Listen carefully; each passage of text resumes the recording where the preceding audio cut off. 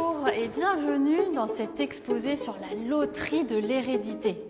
Donc dans cette salle, j'ai avec moi deux magnifiques maquettes. Une qui représente le futur papa, une autre qui représente la future maman. Et avec ces deux maquettes, on va faire des enfants. Et je vais essayer de vous expliquer pourquoi très souvent les enfants ressemblent à leurs parents et pourquoi de temps en temps on se pose des questions, on se demande « Vous êtes sûr, vous êtes vraiment mes parents ?» On va voir ça. Alors vous voyez bien que ça, c'est pas vraiment un monsieur qui est représenté. Là, on n'a pas vraiment une dame. Pour commencer, ce qui m'intéresse, ce sont ces petits éléments en couleur. Ces petits éléments vert, bleu, jaune et rouge. Est-ce que quelqu'un a une idée de ce que ça représente? Personne? Les gènes? Alors, ce ne sont pas les gènes. Les gènes, ils sont à côté. On va en parler tout à l'heure. Ça, ce sont des petits éléments qu'on a dans le corps, qu'on a reçus de nos parents, qu'on transmet aux enfants quand on fait des enfants. Et quand on a l'habitude de les voir dans les manuels scolaires, par exemple, ou ailleurs, ils sont souvent représentés sous forme de X. Est-ce que ça vous dit quelque chose? Des petits éléments qu'on a dans le corps en forme de X? Ah oui, j'ai entendu le début, ça commence bien par cr. Ce sont des chromosomes. Donc là, en bleu, en vert, en jaune, en rouge, ce sont les chromosomes des parents. Donc un chromosome en forme de X, ok, c'est comme ça, mais ça peut aussi parfois être coupé en deux. Donc si un X, vous le coupez en deux au milieu, vous avez des bâtonnets. Donc les deux versions existent.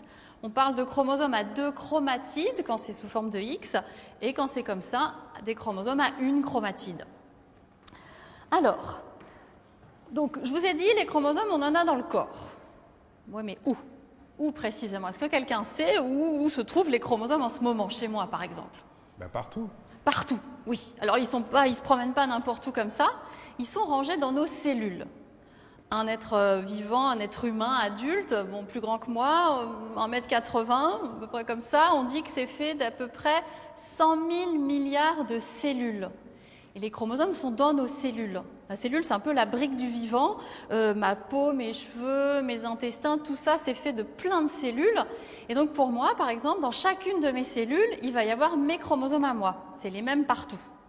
Donc ça, ce qui est représenté ici, ce sont les chromosomes d'une cellule de la future maman. Et là, on a les chromosomes d'une cellule du futur papa. Donc, un humain de grande taille, 100 000 milliards de cellules, ok. Et alors maintenant, la question, c'est combien y a-t-il de chromosomes dans une cellule humaine? Je suis sûre qu'il y en a qui connaissent le chiffre. 20? Pas 20, un petit peu plus. 100? Non, moins. En fait, tout ça, ce sont les chromosomes d'une cellule d'un monsieur. Donc, soit vous les comptez, soit vous attendez que je vous le dise. Et pour ceux qui ont des bons yeux, il y a une réponse indiquée là, un début de réponse. Donc c'est entre 20 et 100, on y est presque. 23. 23, oui, presque. Il y a bien écrit 23 ici, ou s'il y en a qui ont envie de compter, vous pouvez compter. Il y a 23 étages, sauf qu'à chaque étage, il y a 2 chromosomes. Il ne faut pas oublier l'autre partie là-bas. Donc dans une cellule, on dit qu'on a 23 paires de chromosomes, soit 46. On y était presque. Ça, c'est quand tout va bien, parce que parfois, il peut y avoir des anomalies chromosomiques. La plus connue, c'est la trisomie 21, où il y a 3 chromosomes 21 au lieu de 2. Alors, vous avez vu ici, les chromosomes sont très bien rangés, hein, du plus grand au plus petit, 2 par 2, c'est très joli. Dans vos cellules, c'est pas comme ça, hein. Les chromosomes, ils sont tout mélangés. Mais quand on veut observer les chromosomes de quelqu'un, pour les compter par exemple, on va faire ça. Ça s'appelle un karyotype. Donc on va prendre des cellules de quelqu'un, faire 2-3 manipulations, tout ça sous microscope, et on va, une fois qu'on aura tous les chromosomes, on les prend en photo, et ensuite on les classe 2 par 2 du plus grand au plus petit. Et je vais vous montrer des photos de vrais karyotypes. Voilà, sur cet écran-là, on a donc 2 photos avec des vrais karyotypes, un ici, ça s'arrête là, et puis un autre en bas. Alors les chromosomes n'ont pas tout à fait le même aspect en haut et en bas, c'est normal, hein, ça dépend de comment ça se passe au moment où on les prépare au microscope. En haut, surtout ceux-là, on voit quand même que ce sont des X, avec 2 bras, 2 jambes bien écartées. Là en bas, pas tellement, hein. Là on a l'impression que ça c'est juste un bâtonnet, en fait c'est un X, mais alors c'est les bras des fois, des chromosomes et les jambes peuvent être très très collés. Mais en gros, voilà, c'est à peu près la même chose. Et puis vous avez vu, il n'y a pas de couleur, hein, c'est pas bleu chez les garçons et rouge chez les filles. Là, c'est grisâtre, blanchâtre, ça dépend des colorations qu'on rajoute. D'ailleurs, c'est pour ça qu'il y a des rayures ici, hein, ça c'est dû à la coloration. Donc on a bien donc, là, voilà, 2 caryotypes avec les 23 paires de chromosomes. Ça c'est la paire numéro 1 qui correspond à celle qui est là-haut. Là on a la paire numéro 2, 3, etc. Et alors ma question c'est, si on prend le caryotype du bas ici, est-ce qu'il a été fait à partir d'un homme ou d'une femme, celui-là? Eh oui, je pense qu'il y en a qui se disent bah, comment je peux le savoir? Franchement, ça se ressemble beaucoup. Alors, est-ce que quelqu'un sait où il faut regarder? Où est-ce qu'on peut savoir au niveau du caryotype? C'est pareil, si vous regardez les 2 maquettes là, mis à part que les couleurs ne sont pas les mêmes, il y a une grosse différence, plutôt située vers en bas. Quelqu'un voit? Ah ouais, tout en bas. La dernière paire de chromosomes, là, vous avez vu, elle n'est pas pareille entre les hommes et les femmes. Ça se situe ici pour nous. Chez les filles, il y a 2 fois le même chromosome qu'on a appelé X. Tous les chromosomes ont une forme de X, mais ces 2-là, on les a appelés X, et on dit que les filles sont XX. Là, il y a 2 X. Donc ce caryotype, il a été fait à partir d'une femme. Et au-dessus, on a un caryotype masculin, parce qu'on a ici un chromosome X, comme celui qui est là, et en face, on a un autre chromosome qui est plus petit, et qu'on appelle Y. Donc on dit que les garçons sont XY. Bon, le chromosome Y, il a une forme de X. Mais il est plus petit, parfois au microscope, il a l'air de ressembler à un Y, donc et puis c'est X, Y, Z, ça se suivait, donc on l'a appelé comme ça. Est-ce que ça va pour le moment? Ça a l'air d'aller. Alors nos chromosomes ici, ils sont en plastique. Les vôtres, je ne sais pas si je vous l'apprends, mais non, ils ne sont pas en plastique. Est-ce que vous avez une idée de quoi ils sont faits, ces chromosomes? Parce que vous êtes fait de cellules, ok? Dans les cellules, il y a un tas de choses, comme de l'eau, par exemple. Et puis, il y a ces chromosomes qui sont aussi faits de quelque chose. Mais de quoi? Ah, bravo! Bravo, oui, un chromosome, c'est fait d'ADN. Ce n'est pas une chose qu'on se pose, une question qu'on se pose tous les matins au petit déjeuner. Mais oui, un chromosome, c'est fait d'ADN. Et on pourrait comparer un chromosome à une pelote de laine. Donc ça, c'est une petite pelote de laine, correspond au chromosome. Et une pelote de laine, on peut la défaire. Et une fois qu'elle est défaite, bon, on a toujours le même fil de laine, sauf qu'au lieu d'être enroulé, il est déroulé. Un chromosome, c'est un peu la même chose, sauf qu'il n'est pas fait d'un fil de laine, mais il est fait d'une très longue molécule d'ADN qui est enroulée sur elle-même. Bon, de manière beaucoup plus organisée, complexe que ça. Mais voilà, en gros, chromosome, ADN, c'est à peu près la même chose, c'est juste un autre état. Et là, j'ai ici une maquette qui représente une molécule d'ADN, une molécule assez célèbre, qui a cette fameuse forme en double hélice. Donc un chromosome, c'est fait d'une très longue molécule d'ADN enroulée sur elle-même. Hop. Alors, donc on a nos chromosomes, 23 paires, 46 dans chaque cellule. On sait qu'ils sont faits d'ADN. Maintenant, il faudrait savoir à quoi ils servent ces chromosomes. Est-ce que ça sert à quelque chose? Est-ce qu'on en a besoin tous les jours? C'est pratique? C'est utile ou pas un chromosome? Oui, quand même, hein, c'est pratique. Parce que là, aujourd'hui, vous êtes grands. Certains plus que moi. Donc vous êtes fait de milliards de cellules. Mais au tout début de votre existence, si on reprend vraiment le moment où vous avez commencé à exister, vous étiez fait de combien de cellules? En général, on ne s'en rappelle pas très bien, mais peut-être qu'on vous l'a dit. Jamais compté, mais pourtant c'est facile, parce qu'au tout début, il ne faut pas compter trop longtemps pour savoir combien on est fait de cellules. Pas aujourd'hui, aujourd'hui vous êtes fait de 100 000 milliards de cellules, vu votre taille, mais au tout début de votre existence, quand vous étiez encore dans le ventre de votre maman, j'ai entendu 2, non, un peu moins. Une seule, oui. Au départ, on commence, on est une cellule œuf, qui n'a pas du tout cette taille-là, une cellule œuf microscopique, qui va effectivement très vite se diviser, donc là il y en aura 2. Mais plutôt que de le faire avec mes mains, je vais vous montrer une vidéo où on voit le début du développement d'un embryon humain.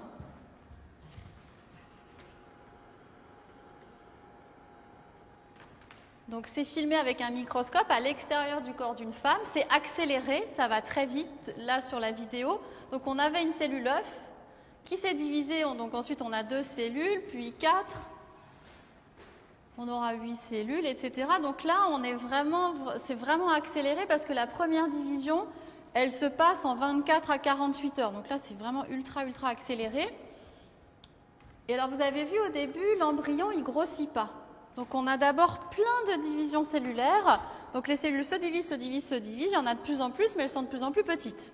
Sauf qu'au bout d'un moment, on est quand même plus grand que la cellule œuf de départ qui se mesure en micromètres. Et ça, c'est parce qu'au bout d'un moment, quand même, les cellules se divisent, puis elles grossissent, puis elles se redivisent, puis elles grossissent. Mais elles ne font pas que ça. Parce que si elles faisaient que ça, se diviser, grossir, se diviser, grossir, on n'aurait pas l'air de ça. Hein. On aurait l'air d'un gros tas mou de cellules. Si on n'est pas comme ça, c'est grâce à quoi? Ou poser autrement, la question c'est comment, qu'est-ce qui se passe à part division, grossissement, division, grossissement? Qu'est-ce qu'elles font les cellules? Il y en a plus. Vous dites? Il y en a plus. Alors il y en a de plus en plus, mais pas que. Parce que sinon, si ça faisait que ça, on serait un gros tas de plus en plus gros, mais juste un tas. C'est l'ADN après qui organise. Alors il y a une histoire d'organisation, c'est l'ADN qui gère un peu tout ça.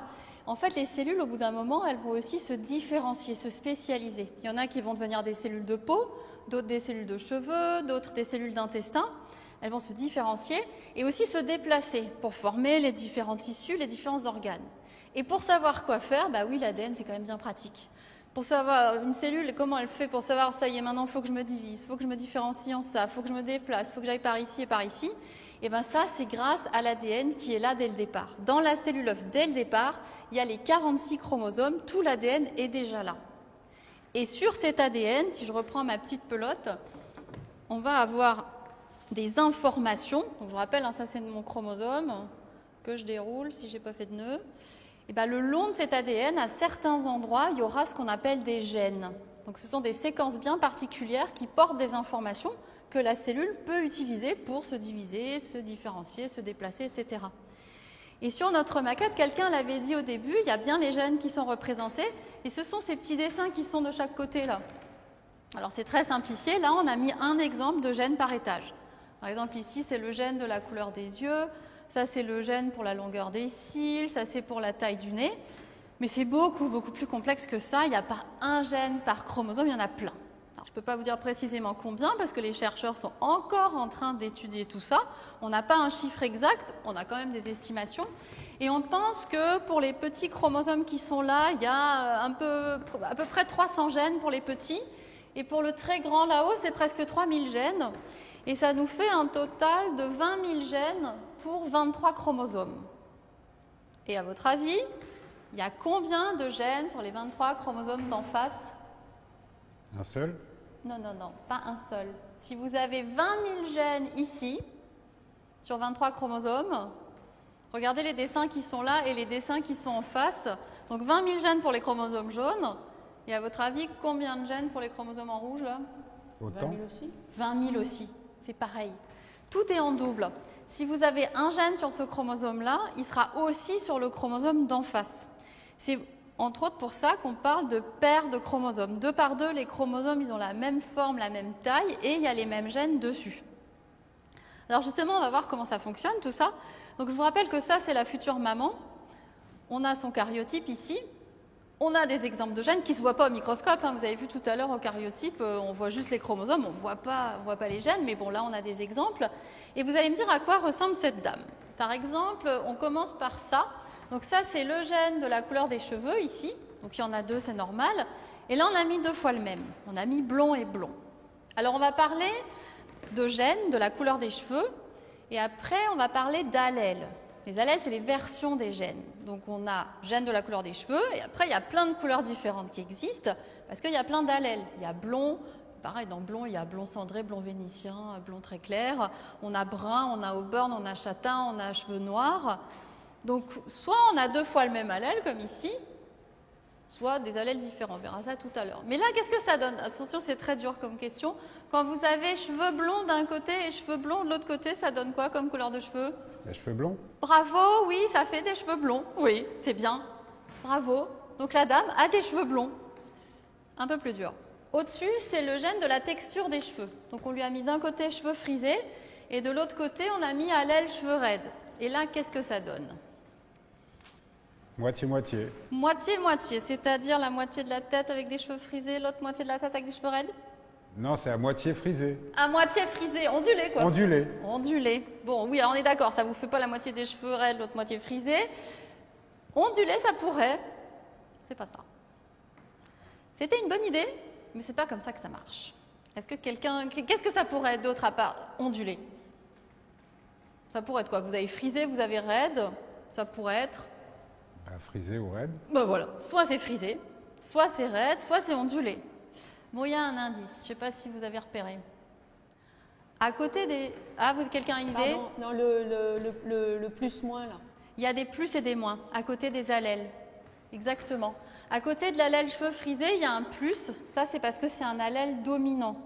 Et l'autre, qui est noté avec un moins, est dit un allèle récessif. Donc, quand les deux sont côte à côte, c'est le dominant qui l'emporte. Donc, la dame n'aura pas des cheveux ondulés, elle aura des cheveux frisés. Après, il y a des gens qui ont des cheveux ondulés. Ça, c'est parce qu'il n'y a pas seulement deux allèles qui existent. On n'a pas soit les cheveux frisés, soit les cheveux raides. Il y a plein d'allèles différents. Ça peut aller de cheveux très frisés à cheveux très raides avec tout ce qu'il y a entre. C'est comme un continuum de texture de cheveux. Donc voilà, on a une dame qui a les cheveux frisés. Elle est blonde. On va prendre l'exemple des yeux. Ça, c'est le gène, donc de la couleur des yeux. On lui a mis brun et bleu. Qu'est-ce que ça donne, ça? Brun. Bravo. Brun est dominant, bleu est là, mais bon, il ne sert à rien pour l'instant. Enfin, il est là, mais c'est brun qui va l'emporter. Et puis là, par exemple, c'est le gène pour l'épaisseur des lèvres. Alors, on lui a mis lèvres minces et lèvres épaisses. Et qu'est-ce que ça va donner, ça? Épaisse. Lèvres charnues. Voilà, lèvres épaisses, lèvres charnues. Alors, le père, il a les mêmes gènes au même endroit que la dame. Ça, c'est vrai. Chaque personne ici a les mêmes gènes au même endroit. Par contre, ne retenez pas l'ordre qu'on a mis ici. On a pris quelques libertés pour des besoins techniques parce que je ne suis pas très grande et la maquette l'est beaucoup plus que moi.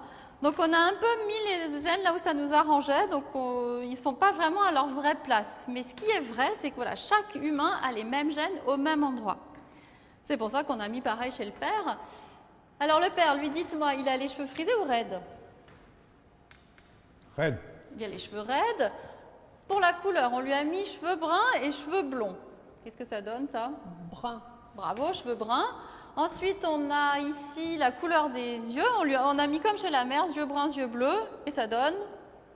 Brun. Yeux bruns. Et puis, pour le nez. C'est un peu plus réaliste. Ici, on a mis 3 gènes pour le nez. Un pour la longueur du nez, un pour la forme du nez, un pour la taille des narines. C'est encore loin de la réalité parce qu'il n'y a aucun caractère qui est déterminé par un seul gène. Même la longueur du nez n'est pas déterminée par un seul gène. Il y a toujours plusieurs gènes qui fonctionnent ensemble. Alors autant vous dire que pour faire un nez, il faut plus que 3 gènes parce qu'un nez c'est compliqué. Il y a des os, du cartilage, des poils, des muqueuses, de la peau, etc. Mais enfin bon, au moins ici, il y a un peu plus de gènes pour un élément du visage. Et alors si on prend la longueur ici, on a mis grand nez et grand nez. Ça donne quoi, ça? Grand nez. Grand nez ou très grand nez? Grand nez. Ouais, juste grand nez. Ça s'accumule pas. C'est pas parce que vous avez grand nez et grand nez que vous allez avoir un nez 2 fois plus grand. Hein. Il y a bien des gens qui ont des grands nez, très grands nez, mais ça c'est parce qu'ils ont un autre allèle. Bon, vous imaginez un peu la tête des parents. Je vais vous les montrer. Attention, les parents. Voilà. Bon, c'est pour ça qu'il n'y a que des exemples de gènes concernant le visage, parce qu'après, vous n'avez droit qu'au portrait des parents.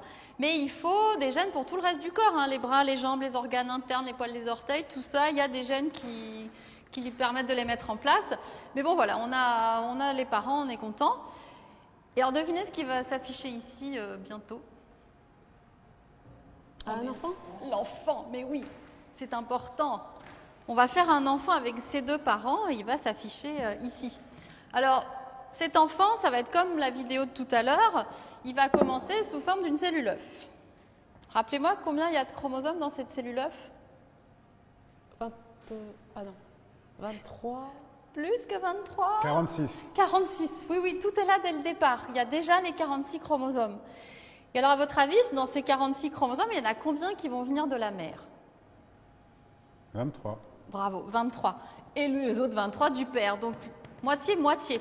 Et c'est pour ça qu'il y a des couleurs sur les maquettes des parents, là, sur les cariotypes des parents. Cette dame, un jour, elle a eu des parents elle aussi. Et on peut imaginer qu'elle a reçu tous les chromosomes jaunes de son père et les rouges de sa mère. Bon, vous avez vu au début au cariotype, ça ne se voit pas. Hein. On ne peut pas distinguer juste au microscope quel chromosome vient de votre père et lequel vient de votre mère. Bon, ici, c'est signifié comme ça. Donc cette dame, elle a tout ça dans chacune de ses cellules et elle va en transmettre la moitié.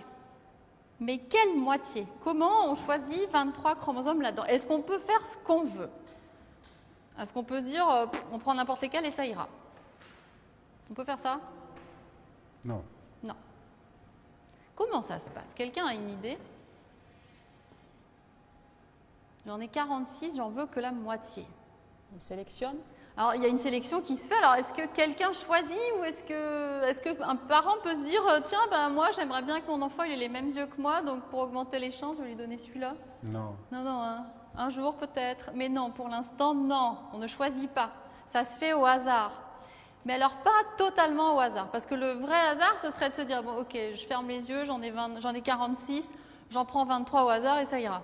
Non, il y a quand même une chose à respecter. C'est qu'à chaque étage, il faut au moins donner un des deux chromosomes. Il faut que l'enfant il ait 23 paires de chromosomes et pas 46 chromosomes n'importe comment. Donc c'est ça qu'on va lancer. On va lancer cette loterie de l'hérédité pour voir, pour brasser, pour mélanger tout ça. Allons-y.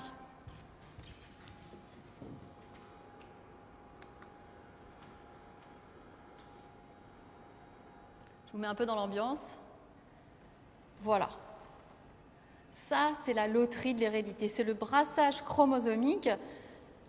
Alors, c'est pas comme ça qu'on fait des enfants. Hein. Ça, c'est schématiquement pour vous montrer ce qui se passe dans les cellules sexuelles. C'est-à-dire que là, on va fabriquer, pas dans les cellules sexuelles, mais au moment où on les fabrique. Donc, quand je vous dis qu'on a les mêmes chromosomes partout, c'est pas tout à fait vrai. Il y a des exceptions. Les ovules et les spermatozoïdes ne contiennent que la moitié de nos chromosomes. Et ils sont faits à partir de cellules où il y a les 46 chromosomes. Il y a un espèce de brassage qui se fait. Bon, bien sûr, ça ne tournicote pas comme ça, et c'est pas fluo. Mais voilà, il y a un mélange qui se fait et on aboutit à des cellules où il n'y a que 23 chromosomes, que la moitié. Donc on laisse tout ça tourner, c'est aléatoire, et puis on arrête à un moment donné. Donc le hasard, c'est moi, là, pour le coup. On arrête, on va attendre que ça se range.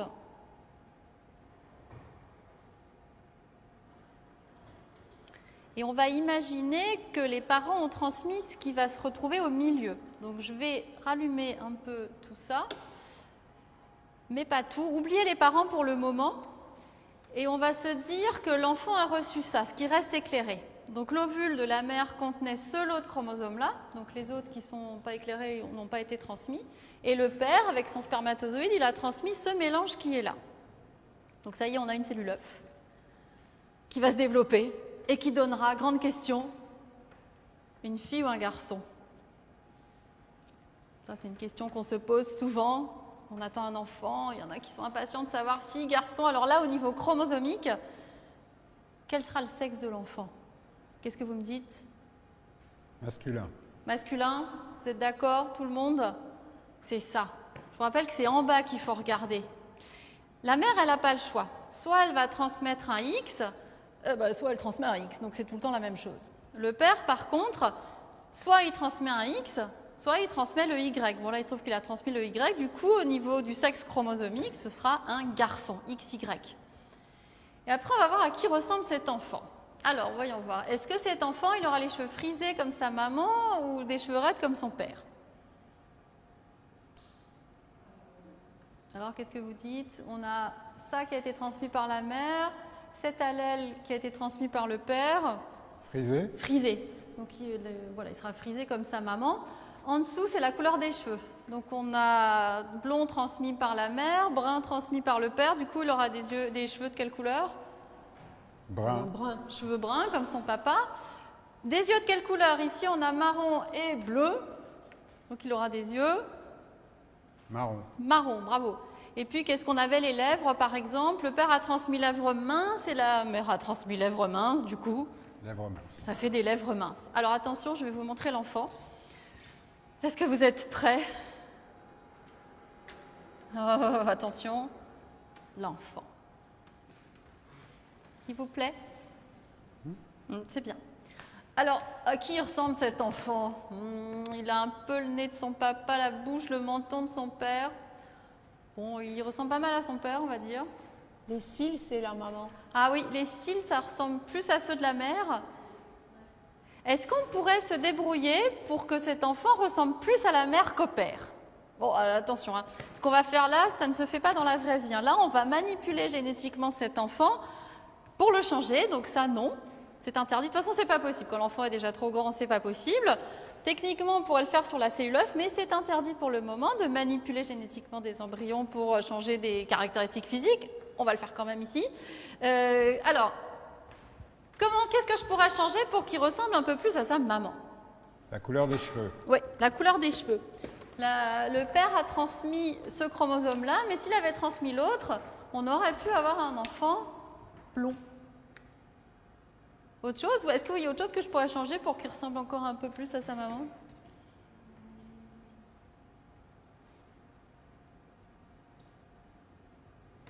Par en bas? Les lèvres. Oui, les lèvres.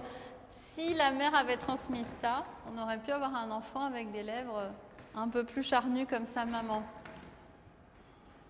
Bon, alors vous avez vu, donc là, c'est encore une fois assez simplifié sur la maquette. Soit l'enfant, il a les cheveux blonds comme son père, comme sa mère, soit il est brun comme son père. Bon, n'oubliez pas qu'il n'y a pas qu'un seul gène qui détermine un caractère. Et donc, on peut être blond comme sa mère sans que ce soit exactement le même blond, ou brun comme son père sans que ce soit exactement le même brun, parce que ce n'est pas un seul gène qui fait la couleur des cheveux, mais plusieurs. Donc, vous recevez une combinaison de gènes de vos deux parents. Et par exemple, pour la couleur des yeux, aujourd'hui, les chercheurs ont identifié plus de 15 gènes qui, ensemble, font la couleur des yeux. Et c'est peut-être pour ça qu'on n'a pas les yeux d'une seule couleur. Parfois, on peut avoir les yeux bleu-gris, bleu-vert ou marron clair avec un peu de foncé au milieu. Donc, c'est plus subtil que ce qu'il y a sur notre maquette. Il y a des choses que je ne peux pas changer. Est-ce que vous repérez quelque chose là, parmi les gènes dont je vous ai parlé, enfin ceux qui sont en bas en tout cas, un gène que je ne peux pas changer, une caractéristique que je ne peux pas changer au niveau du visage. Donc on a pu changer la couleur des cheveux, on a pu changer la texture des cheveux. Il y a des choses que je ne peux pas changer dans cette famille. La forme du visage? La forme du visage, alors c'est ici. Donc à nouveau, il n'y a pas un seul gène qui fait la forme de votre visage, mais là on en a un sous le coude. Et on a ici visage rond et visage allongé là-bas. Là on a 2 fois visage allongé, donc la mère, quoi qu'il arrive, elle transmet visage allongé. Par contre, le père, lui, soit il transmet visage rond, qui est dominant, soit visage allongé. Et là, ça peut changer. Donc, tous les enfants n'ont pas forcément le même visage dans cette famille. Mais un petit peu en dessous de ce gène-là, il y en a un que, quoi qu'il se passe, ça ne changera pas la tête de l'enfant. Ça concerne le nez. Ce n'est pas la forme du nez qui, elle, peut changer. On peut faire un enfant avec un nez droit. C'est celui-là, par exemple. La mère, elle transmet toujours petit nez, qui est un caractère récessif, et le père transmet toujours grand nez. Du coup, quoi qu'il arrive, grâce au père, tous les enfants dans cette famille auront un grand nez. Ça arrive parfois dans les familles, on voit que tout le monde a la même forme d'oreille, ou la même forme de sourcil, ou le même grand nez, ou la petite fossette qui est là, qu'on a représentée avec cet allèle dominant. Et donc ça, c'est parce qu'un des parents transmet que des gènes dominants pour ce caractère. Alors j'ai une question un peu plus dure à vous poser. Je vais vous rallumer un peu de lumière, ça va vous aider. Voilà. Vous avez vu, donc on peut changer des caractéristiques de l'enfant. Est-ce que vous voyez quelque chose que je pourrais modifier qui ferait que l'enfant aurait une caractéristique physique qu'il n'y a pas chez les parents? En gros, voilà, un truc qu'on verrait sur le visage de l'enfant qu'on ne verrait pas chez les parents. Quelque chose qui est là, parmi les chromosomes, les allèles dont on parle depuis le début, là. Un truc, on se dirait, quoi, t'as ça, mais tes parents, ils l'ont pas, pourquoi, comment? Vous voyez ce que je veux dire?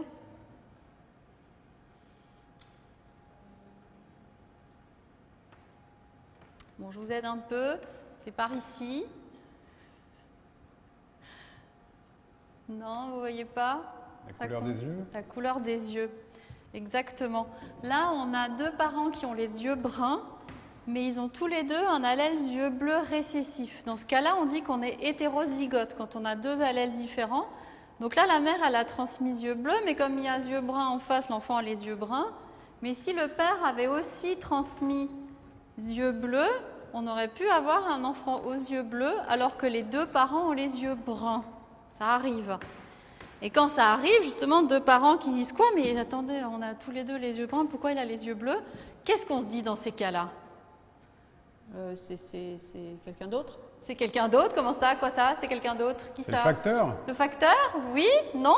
Alors non? Oui, si, vous avez raison. C'est le facteur génétique qui fait que l'enfant n'a pas la même couleur d'œil. Donc non, on ne se dit pas quoi, c'est pas mon enfant. Non, non, non. On réfléchit, on respire et on se dit ah mais oui, c'est peut-être la grand-mère ou l'arrière-grand-mère ou l'arrière-arrière-arrière-arrière-grand-mère qui avait les yeux bleus. Bon, ça en général, on a du mal, on n'a peut-être pas forcément de photos, puis en général, elles sont en noir et blanc. Mais oui, rappelez-vous cette dame, un jour a eu des parents. On s'était dit que peut-être les chromosomes rouges lui venaient de sa mère à elle, donc de la grand-mère de l'enfant. Peut-être que donc la grand-mère avait les yeux bleus au moins une fois, et peut-être qu'elle avait les yeux bleus aussi sur son autre chromosome. Donc peut-être la grand-mère avait les yeux bleus. Bon là, elle a transmis bleu, mais comme il y a marron en face, la mère a les yeux bruns. Mais voilà, ça vient des générations d'avant. Donc les gènes, ils sont transmis de génération en génération, ils ne s'expriment pas forcément, hein. Le caractère yeux bleus peut sauter des générations tant qu'il y a quelque chose de dominant en face. Et voilà, donc quand on voit un enfant qui ne nous ressemble pas, il ne faut pas s'angoisser tout de suite, hein. Parce qu'on peut imaginer deux parents aux cheveux bruns qui tous les deux transmettent cheveux blonds, et donc on aura un enfant blond. Et ça peut être pareil pour tous les caractères, on peut avoir deux parents avec un grand nez, qui ont petit nez de l'autre côté et qui transmettent ça. Donc, c'est pas grave si l'enfant ne vous ressemble pas. Ça va? Si vous avez des questions, n'hésitez pas. Une question? Est-ce que c'est toujours les mêmes allèles? Est-ce qu'elles sont dominantes dans toute l'humanité ou ça dépend des patrimoines génétiques? Ah oui, cette histoire de est-ce que... Oui, oui, je crois que je vois. Si on reprend la couleur des yeux, la question c'est est-ce que ce yeux brun est toujours dominant sur bleu, c'est ça? Voilà, c'est ça. Oui, c'est ça. Ça, du coup, c'est universel, c'est pour tout le monde. Mais là où c'est un peu subtil, c'est que le fait d'être dominant ou récessif, ça dépend un peu de ce qui est en face. C'est-à-dire que là, ce yeux bleu est récessif par rapport à ce yeux brun, mais si on mettait yeux noirs ici à la place de yeux bleus, ben là, c'est yeux noirs qui seraient dominants sur yeux bruns. Donc, la règle est la même en gros dans toute l'humanité. Pour la couleur des yeux, c'est bleu qui est récessif et noir qui est le plus dominant. C'est une histoire de quantité de pigments. Mais voilà, mais ça dépend toujours de ce qu'il y a en face. Enfin, il y a des exceptions, sinon ce ne serait pas drôle. Tiens, ça me permet de vous parler des allèles qui sont là-haut, dont on n'a pas encore parlé. Donc tout ça, ce sont des caractéristiques physiques, des choses qui se voient.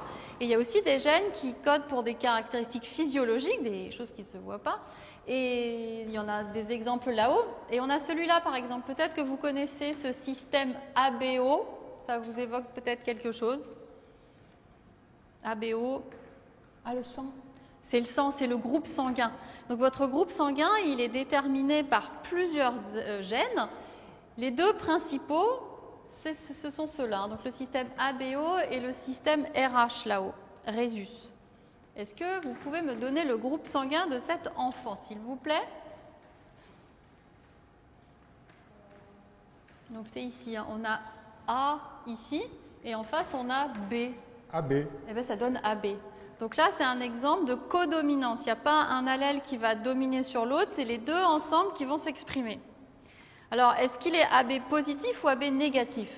Positif. Positif. Je vois que vous regardez là-haut, c'est très bien. Ça veut juste dire que les allèles sont dominants. Le fait d'être Rhésus positif ou négatif, c'est ça en rapport avec le gène RH qui est tout là-haut. Donc, comme le père, il transmet toujours RH+, tous les enfants dans cette famille seront de Rhésus positif. Et alors, si jamais la mère avait transmis l'autre, celui-là, là, l'enfant, il serait quoi? O. Pas O. O est récessif par rapport à A, qui est dominant. Du coup, l'enfant, là, il est A. Toujours positif à côté de RH positif là-haut, mais A est dominant sur O. Donc, quand on a AO, on est de groupe sanguin A. Et est-ce que ces parents, ils auraient pu avoir un enfant de groupe sanguin O? E2. Oui, ils auraient pu. Hein. Si le père avait transmis ça, là, on peut avoir un enfant du groupe sanguin O, parce que les deux parents ont transmis l'allèle récessif. O négatif. Mais, non, toujours pas O négatif. Ça veut dire que O est récessif. Non, mais c'est confusant, hein, tout ça. On ne fait rien pour vous aider, je suis d'accord. Donc ça veut dire que O est récessif. Et sur votre carte de groupe sanguin, le gros plus, le gros moins, c'est votre groupe Rhésus qui est en rapport avec l'autre gène qui est là-haut, le RH. Donc comme le père transmet toujours RH+, tous les enfants seront de Rhésus positifs dans cette famille. C'est pas simple, hein, la génétique. Alors, qu'est-ce qu'on a d'autre sur cette maquette? Pourquoi il y a une bouteille de lait juste au-dessus? Quel est le rapport entre les gènes, le lait, tout ça? Qu'est-ce que c'est que ce... Pourquoi il y a ça, là? Ici. Il n'aime pas le lait. Non, alors c'est pas une histoire d'aimer ou pas le lait. Il peut y avoir une part de génétique là-dedans, mais ça c'est très culturel. Hein. Il y a des pays où on boit plus que de lait que dans d'autres pays. Ça dépend dans quelle famille vous êtes élevé, ça dépend si autour de vous on boit beaucoup de lait. Donc ça, le fait d'aimer ou pas le lait, c'est quand même très très culturel. Ça peut quand même être un peu influencé par ça. Ça, c'est l'intolérance au lactose. Donc c'est une histoire de pouvoir ou pas digérer le lactose, le sucre qui est dans le lait. Donc quand vous avez au moins un allèle dominant comme ici, vous avez l'enzyme qu'il faut, donc vous digérez le lait. Mais après, il y a d'autres allèles qui existent. Il y a celui-là, l'allèle récessif, qui fait que l'enzyme n'est pas fabriquée. Alors à votre avis, le père, il a un allèle récessif qui fait qu'il ne digère pas le lait, un allèle dominant qui fait que le lait est digéré. Il digère le lait ou pas, lui ? Oui. Oui, lui, il digère. Il est tolérant au lactose, un seul allèle suffit. Par contre, si les deux parents transmettent l'allèle récessif à l'enfant, parce que de l'autre côté, ça y est, on est bon. Là, avec deux allèles récessifs, l'enfant, il est tolérant ou intolérant au lactose ? Intolérant. Intolérant au lactose. Donc ça, effectivement, ça peut un peu influencer le fait que vous n'aimiez pas le lait. Si jamais, depuis que vous êtes petit, vous en buvez et qu'à chaque fois vous avez mal au ventre, vous avez des diarrhées, ça aide pas à avoir un bon souvenir et à trouver ça bon. Mais là, c'est vraiment une histoire de digestion. Alors, donc on a vu, donc ça c'est un cas, c'est un gène, c'est une mutation. Bon, on ne parle pas du tout de maladie génétique dans ces cas-là. Il y a des cas où les mutations sont beaucoup plus graves. C'est le cas de pas de ce gène qui est là, mais enfin de l'allèle qui est en face. Celui-là, là, il y a une mutation. Alors, ce qui est dessiné là, c'est une cellule avec à l'intérieur des ions chlorure. Et il y a des petites flèches là barrées. Il faut savoir qu'une cellule, ce n'est pas quelque chose de totalement imperméable. Il y a des trous, des pores qui permettent aux choses de rentrer et de sortir de la cellule. Par exemple, il y a de l'eau dans une cellule qui peut sortir, qui peut entrer dans la cellule. Il y a des ions chlorure qui peuvent entrer, sortir. Tout ça est bien organisé grâce à certains gènes. Et par exemple, celui-là, ce gène-là, permet aux ions chlorure d'entrer et de sortir correctement. Donc on a ici un gène sain dominant. Et là, on a une mutation qui fait que ce canal chlorure ne fonctionne pas correctement. Bon, est-ce que le père va bien à ce niveau-là, selon vous? Avec un allèle sain dominant, un allèle muté récessif, ça va ou ça va pas? Ça va. Ça va. Ça va. Dans le cas où on a deux fois cet allèle muté, là, ça ne va pas. Et là, on parle de maladie génétique, on parle de mucoviscidose. Et c'est grave parce que c'est une maladie qu'on n'arrive pas à guérir. Et les gens ont une espérance de vie qui ne dépasse pas 40 ans en général. Parce que là, vraiment, le fait que les ions chlorure ne puissent pas sortir correctement, ça touche surtout les cellules au niveau des bronches et au niveau des intestins. Et du coup, ça va créer au niveau des bronches des gros problèmes respiratoires. Le mucus est trop épais et on a beaucoup de mal à respirer. Mais du coup, est-ce que vous pensez que dans cette famille, ils ont un risque d'avoir un enfant atteint de cette maladie? Ben oui. Avec ces deux parents, hein, si on ne change pas de parents? Ah non. Ben non. Le père est le seul à avoir un allèle muté. On dit qu'il est porteur sain. Il se trouve que là aussi, cet enfant, il est porteur sain, mais la mère n'a que deux gènes dominants, deux allèles dominants à transmettre. Donc dans cette famille, ils n'ont pas de risque d'avoir un enfant malade. Malheureusement, il y a des cas où les deux parents sont porteurs de la même mutation, et ça, on ne le sait pas si on n'a pas fait un test génétique avant. Et c'est malheureusement comme ça qu'on découvre qu'on avait tous les deux la même mutation, quand malheureusement, les deux gènes, les deux allèles mutés sont transmis à l'enfant et que l'enfant est atteint de cette maladie. Et c'est dans ces cas-là, et uniquement dans ces cas-là, qu'on peut faire ce qu'on a fait au début en rigolant quand on a modifié génétiquement l'enfant. On peut pas modifier génétiquement, mais on peut choisir l'embryon. C'est-à-dire que si on a un premier enfant qui est atteint d'une maladie grave et qu'on veut un deuxième enfant, pour éviter que le deuxième enfant soit aussi atteint de cette maladie, on va faire une fécondation in vitro. Donc on prend des ovules chez la mère, des spermatozoïdes chez le père pour avoir des cellules œufs comme on a vu en vidéo au début. Et quand l'embryon s'est un peu développé, on va prélever une cellule de chaque embryon et analyser l'ADN qui est dedans. On va faire un test pour voir s'il y a ou pas les deux versions mutées. Et donc tous les embryons qui ont les deux versions mutées du gène, on ne les garde pas. Et on va seulement garder les autres. Et c'est autorisé seulement dans le cas de maladies graves. On ne va pas le faire pour l'intolérance au lactose, ni pour avoir un enfant avec des yeux verts, des cheveux roux ou je ne sais pas quoi. Voilà. Ça va? C'est un peu triste, quoi. C'est un peu triste, c'est vrai. On va passer alors à une chose radicalement différente. Je vous propose de vous parler du troisième gène en partant du haut. C'est un gène hyper important. Vous voyez ce que ça représente, le troisième petit dessin? Ça concerne la langue. Un truc qu'on sait ou pas faire avec la langue. Alors tirer la langue, ça c'est bon, tout le monde sait faire. Est-ce que vous savez la plier en U, en gouttière? Bon, je vois qu'il y en a qui arrivent à le faire. Alors moi, j'y arrive pas, mais il faudrait que ça donne ça. Vous voyez? La même chose sans les doigts, la plier en U. Ah bah, je ne sais pas si vous saviez, mais tout le monde n'est pas capable de faire ça. Moi, je m'entraîne depuis de nombreuses années, ça ne marche pas, j'y arrive pas. Et la mauvaise nouvelle, c'est que je ne vais jamais y arriver. Mais la bonne nouvelle, c'est quoi? Ça sert à rien. C'est ça, c'est pas grave. Je vis très bien sans savoir mettre ma langue en gouttière. Ça fait rien si j'y arrive pas. Ça sert même pas à frimer parce que la plupart des gens savent le faire, donc c'est plutôt original de ne pas y arriver. Mais alors, dire que ça ne sert à rien, on ne peut pas le dire parce qu'on n'a pas tout cherché. Bon, autant vous dire que personne ne cherche vraiment, c'est pas le gène le plus étudié. Quand je vous disais que c'était un gène hyper important, c'est pas vrai du tout, hein. C'est juste une petite bizarrerie qui a été étudiée à une époque. On a localisé le gène, on a trouvé qu'il y avait des allèles dominants qui permettent de mettre la langue en gouttière et des allèles récessifs qui font que quand on l'a deux fois, on n'y arrive pas parce qu'il manque un muscle sur les côtés. Du coup, on ne peut pas faire ce mouvement-là. Mais en tout cas, ça a servi à une chose, ça a servi à montrer que la génétique, c'est pas simple. Parce que pendant longtemps, on pensait que ce caractère était géré par un seul gène. On a le gène, on sait le faire, on l'a pas, on ne sait pas le faire. Mais très tôt, les scientifiques ont dit non, attendez, on s'est trompé, parce qu'il y a des paires de vrais jumeaux qui ont été trouvés, où on a montré en fait que, donc les vrais jumeaux, je reprends, pardon, ils viennent de la même cellule œuf. C'est une cellule œuf au départ qui se divise en deux. On va avoir deux cellules qui se séparent vraiment pour donner deux enfants, qui du coup ont les mêmes gènes, les mêmes chromosomes, donc ils se ressemblent beaucoup. Sauf qu'on a trouvé des paires de vrais jumeaux où un arrivait à faire la langue en gouttière et l'autre pas. Ce qui montre bien que c'est pas si simple que ça. Il y a peut-être plusieurs gènes qui interviennent. Après, au cours de la vie embryonnaire ou de la vie adulte, on peut, non, là c'est plutôt la vie embryonnaire, on peut avoir des mutations qui vont modifier le gène chez l'un ou chez l'autre, mais ça peut aussi venir de quelque chose de l'environnement.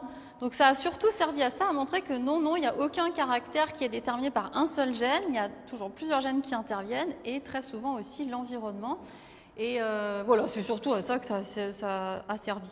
Et puis il y a une autre bizarrerie que de plus en plus de gens savent faire, je trouve, dans cette salle, c'est de mettre la langue en trèfle. Alors je vous montre, c'est plus rare.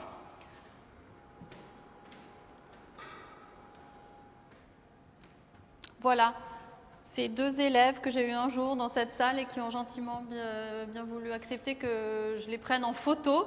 Quelqu'un sait faire ça, vous savez, vous, monsieur? Non. Ouais, moi non plus. Non, si vous ne savez pas mettre la langue en gouttière, vous ne risquez pas de faire ça. Ça, c'est encore l'étape d'après. Et pareil, ça, autant vous dire que ce n'est pas étudié par les chercheurs. J'ai trouvé une publication quand même sur Internet. Il y a il y a une équipe chinoise qui commence un peu à s'intéresser à ça. Il y en a peut-être d'autres depuis, mais voilà, c'est pas la priorité. Je vous rappelle quand même, la priorité des chercheurs, c'est quand même d'étudier les gènes qui sont impliqués dans les maladies génétiques. Bon, ça c'est intéressant. Plus on sait des choses sur un organisme, mieux on le comprend. Mais bon, ce n'est pas la priorité. Ça va? Oui. Ça va. Alors justement, je vous parlais d'environnement, d'effets de l'environnement. Donc tout à l'heure, on a essayé de prédire à quoi ressemblerait l'enfant juste en regardant ses gènes. Ça, c'est quelque chose qui commence à être fait, mais vraiment un peu. Parce que comme on ne connaît pas encore tous les gènes, sur les 20 000 gènes qu'on a, on ne les connaît vraiment pas tous. Donc par exemple, on ne connaît pas encore peut-être tous les gènes impliqués dans la couleur des yeux. Donc on a beau savoir analyser l'ADN, séquencer l'ADN, voir quel gène on ne peut pas dire tiens, votre enfant il ressemblera à ça. Parce qu'on ne connaît pas encore tous les gènes et on ne sait pas comment l'environnement va agir là-dessus. Par exemple, on a ici représenté un des gènes qui intervient dans la taille. Je dis bien un des gènes parce que s'il y a bien un caractère où il y a beaucoup de gènes qui interviennent, c'est la taille de la personne.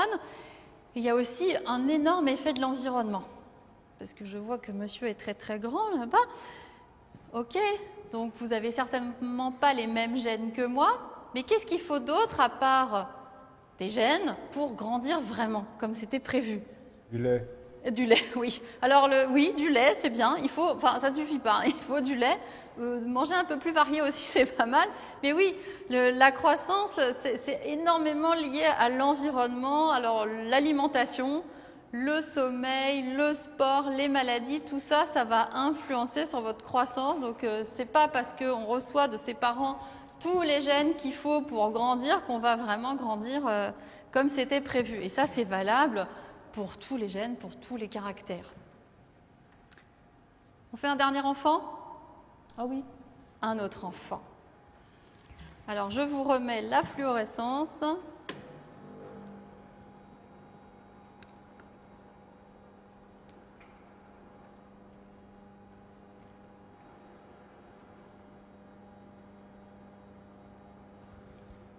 On relance le brassage.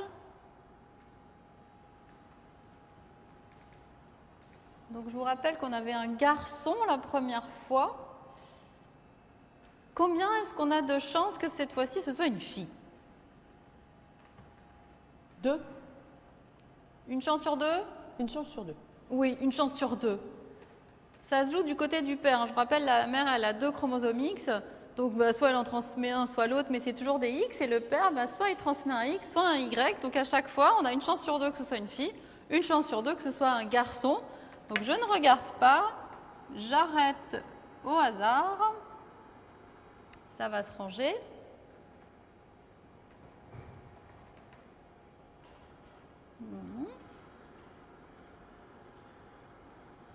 Voilà, c'est rangé. Hop, je rallume au milieu. Et là, vous me dites que c'est une fille ou un garçon?